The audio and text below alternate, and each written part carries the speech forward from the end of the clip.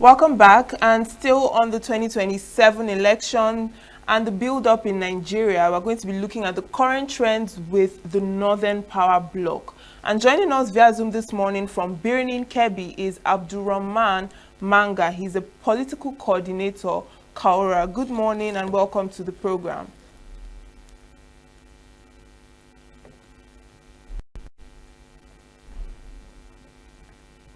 Abdulrahman, can you hear me?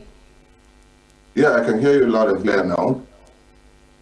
Okay, so now looking at the 2027 election build-up, first of all, what is your assessment of it? How is it looking like, to you? Well, viewers, good morning. I want to say, with the way things are going, I am happy that finally shifts are made, or people are moving from adjusting from one political party to another. But I believe that with what is going on, APC still remains the strongest political party to win the election comes 2027, God's willing.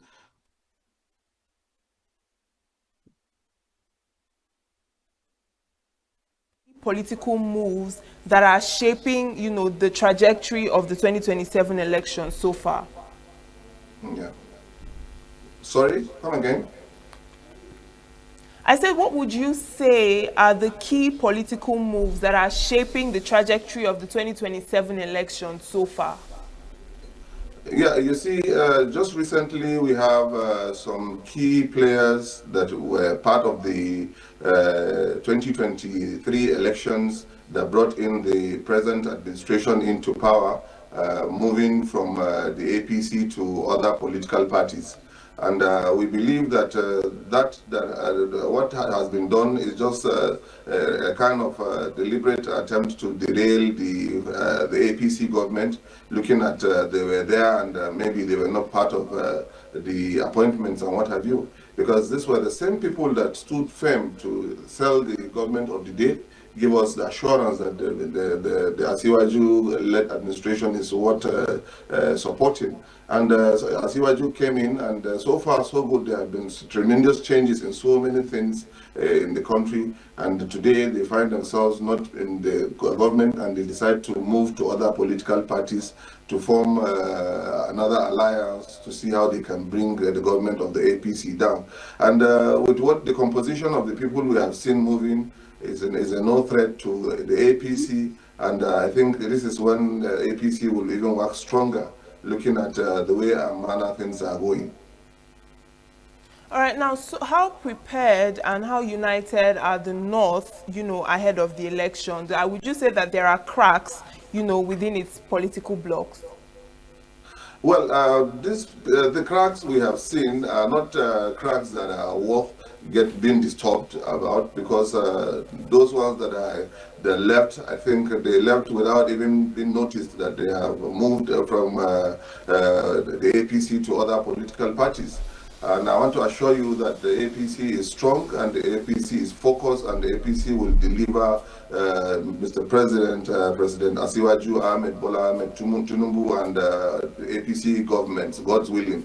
I believe, coming from Kebbi, we have one that has left, and he has left with virtually nobody. And the APC in Kebbi is strong, and the APC in Kebbi is focused. I believe that our governor is more than ready, and God's willing, Dr. Nasser Idris Orangondu is going to still remain the governor of Kebbi State until 2031, God's willing. Now, what about in terms of zoning and power rotation? Now, do you think that there is a possibility of the North producing a consensus candidate for the presidential election? Well, I don't think so. Already the political permutation remains the same. The South will produce a president for 8 years, and the North will produce a president for 8 years.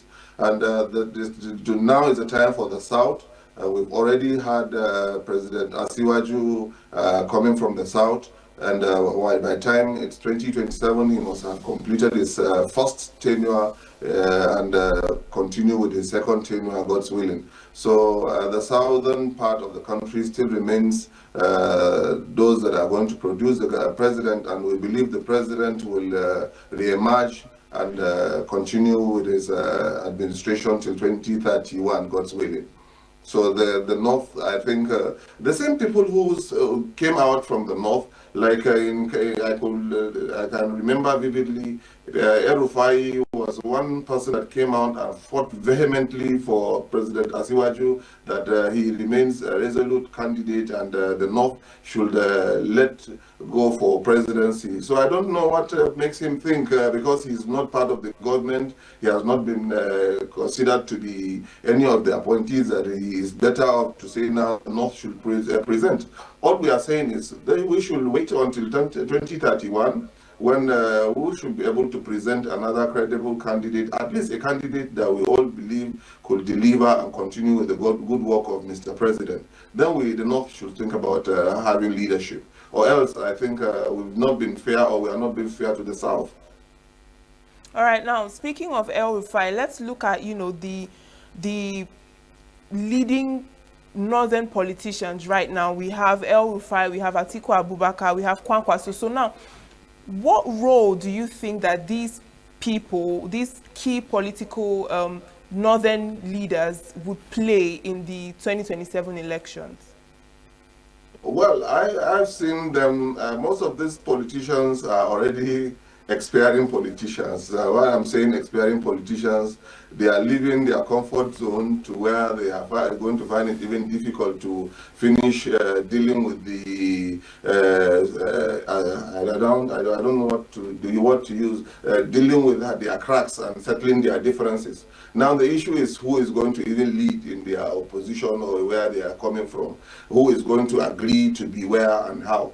And they have a long way to finish their battles and before focusing to concentrate even fighting the government of the day.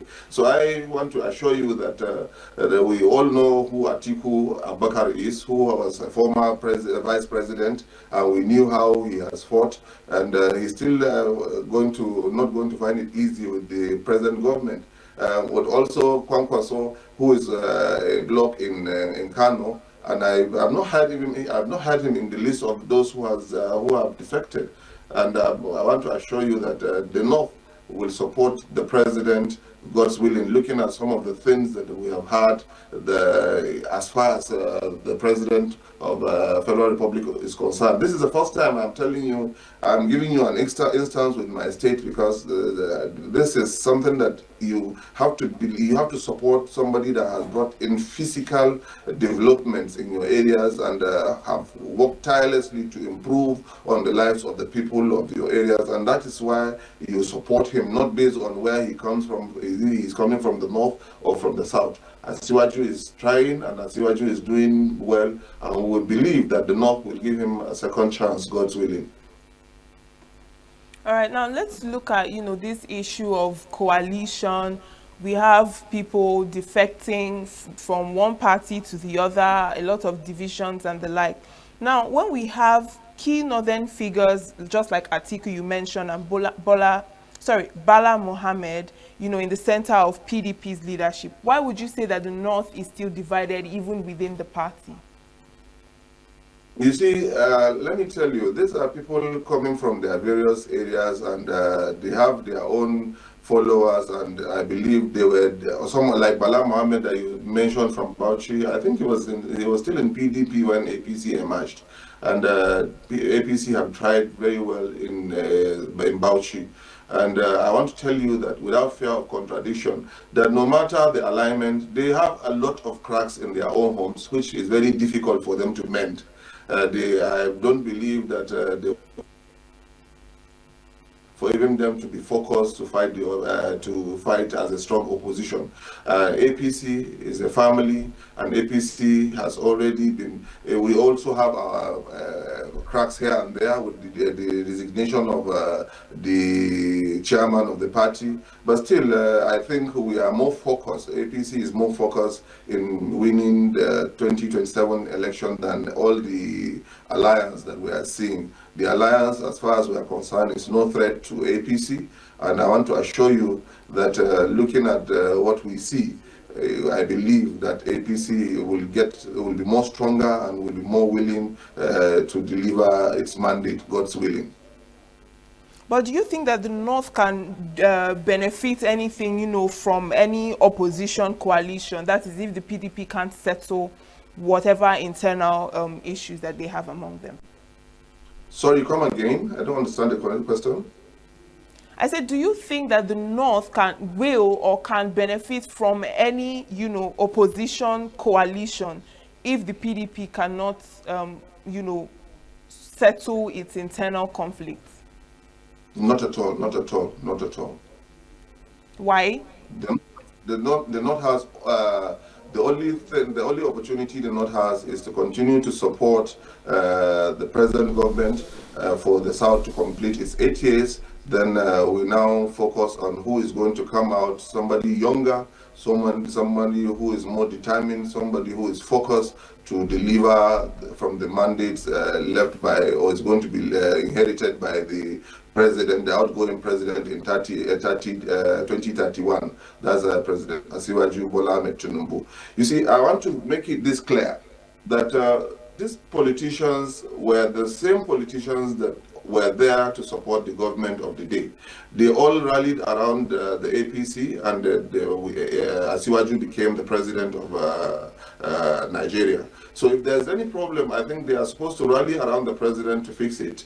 But by the time that they leave the APC, which means they are not there for the people, they are there for themselves. And I think Nigerians are not fools again. We also believe that Nigerians are focused and will think will want to do what is right for them, not just go about people's personal selfish interests. And I believe Nigerians are aware that the South is just 4 years, and after 4 years we will give them another 4 years. Then the North will take the mantle of leadership for 8 years.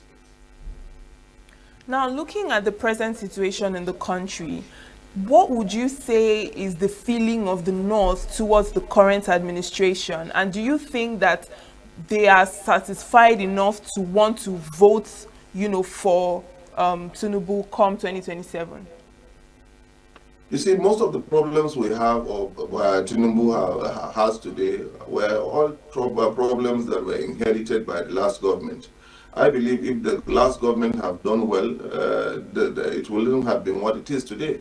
And those who are defecting, or who have defected already, were part of the last government. So why is it that they could not solve, or they could not fix it, and they now want to leverage on some of the problems that were inherited to fight the government of the day? And so far, I want to tell you that most of them are talking about insecurity, what have you, policies that they were actually started by their own government and by their own self when they were in government. Today, from the North, we have pockets of insecurities. They come and go on like they used to be. We have IDP camps then. Today, we have only few IDP camps. And when these people come out to strike, they no more strike and feel comfortable and stay where they are. They're busy running from one end to another. Today, you can see what the military are doing. They are up and doing, trying to contain the issues we have of insurgencies and banditries and what have you. We don't have IDP camps now. They only come and strike and leave our localities, and some of this, even because of the borders we have with Niger and other neighboring countries, that they come in, create mayhem and go back, but still the military are on top of it. So some of these problems are problems that are inherited by the government, the previous administration. It's not easy, and I believe the government of the day is really working tirelessly to see that it has contained it to the barest minimum. So if they have any value or any substance to have added in their previous government, that will at least make headway for this government to have ease in whatever. Economic situation, most of the last government were also borrowing money to finance some of the economic policies. And today, the government is also fighting to maintain, to stabilize, and to ensure that it has improved the lives of the people, common man, and which I can believe that so many programs, policies have been put in place to ensure that the life of the common man is better off than it used to be. All right, thank you so much, Abdulrahman Manga, for this conversation. Thank you. Thank you. See Nature TV. News in your pocket.